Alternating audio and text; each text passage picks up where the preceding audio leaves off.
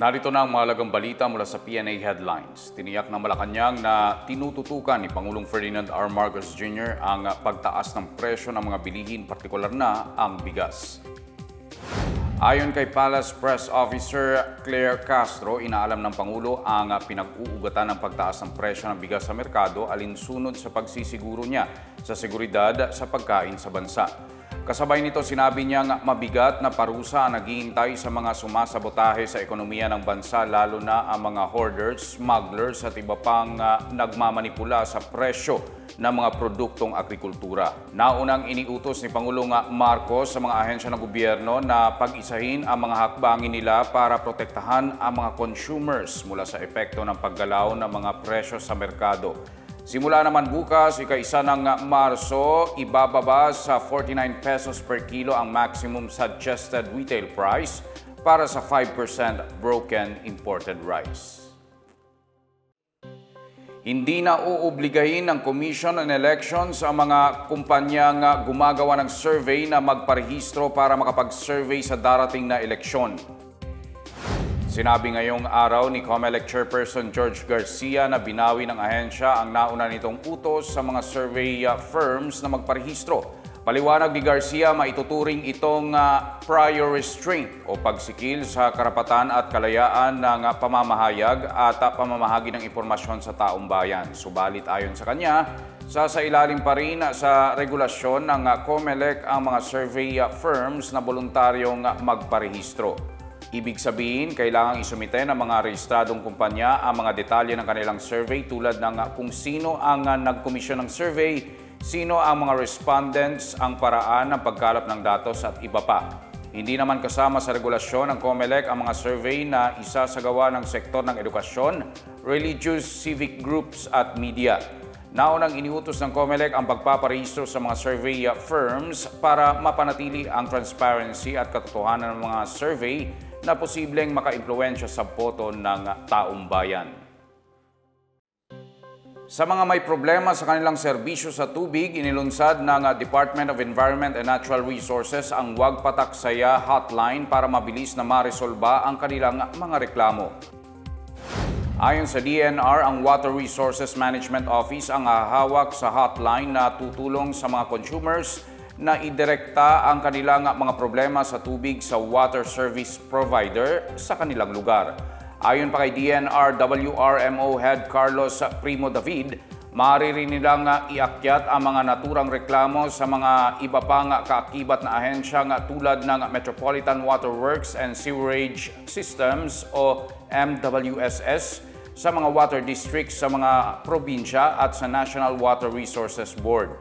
Nilinaw ni David na hindi sila ang may hawak sa mga serbisyong may kinalaman sa pagkukumpuni, pero mailalapit nila ang ganitong issue sa mga kinauukulan. Sa mga may idudulog na reklamo sa kanilang serbisyo sa tubig, maaaring mag-fill up ng National Water Service online form o kaya ay kontakin ang WRMO sa text, Viber o email. Nagpaabot ng pagbati at pakikiisa si Pangulong Ferdinand R. Marcos Jr. sa mga Muslim sa bansa at sa buong mundo na nagdiriwang ng banal na buwan ng Ramadan. Sa mensahe na inilabas ng Malacanang, sinabi ni Marcos na ang banal na buwan na ito ay panahon ng pagninilay, espiritual na paglago at pagtalima sa pananampalataya para sa mga kapatid nating Muslim. Ito rin anya ay maituturing na pag-uudyok na magdadala ng pagbabago sa lipunan. Ayon pa sa Pangulo, ang pag-aayuno, pagdarasal at pagbibigay ng kawanggawa sa panahon ng Ramadan ay nagbubuklod sa lahat bilang kapwa kabahagi ng lipunan. Panawagan niya sa lahat, makahugot nawa ng lakas mula sa pagpapakumbaba at pagsunod sa pananampalataya na siya namang gagabay tungo sa kaunlaran at pag-asa. Ang buwan ng Ramadan ay paggunita sa pagpapahayag ng Quran, ang banal na kasulatan ng Islam kay Propeta Muhammad. Batay sa kalendaryo ng Islam, magsisimula ang buwan ng Ramadan sa pagitan ngayong gabi, Pebrero 28 at bukas, ika-1 ng Marso at magtatagal hanggang Marso 29.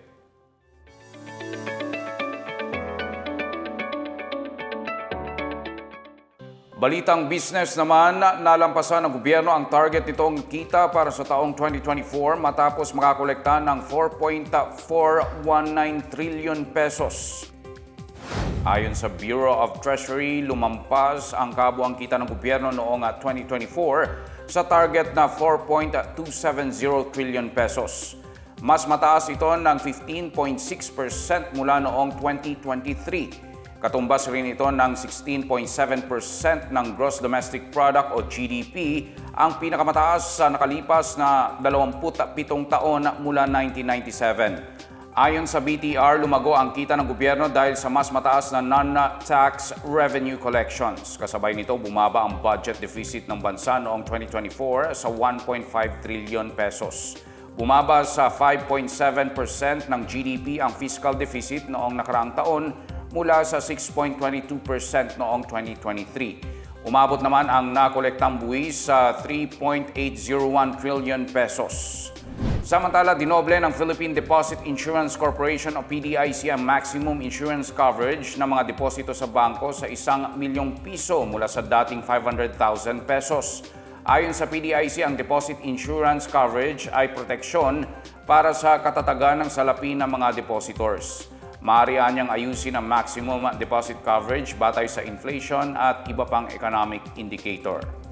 Sa ibang balita, rollback sa presyo ng produktong petrolyo ang sasalubong sa mga motorista sa unang linggo ng Marso. Inaasahang bababa mula 90 sentimos hanggang piso at 20 sentimos ang presyo kada litro ng gasolina at diesel. Piso at 30 sentimos hanggang piso at 50 sentimos naman ang tapya sa presyo ng kerosene. Ayon sa Department of Energy, bunsod ito ng pagbaba ng demand sa langis mula sa South Korea at Canada. Gayon din ang pagtapya sa presyo ng LPG ng Saudi Aramco.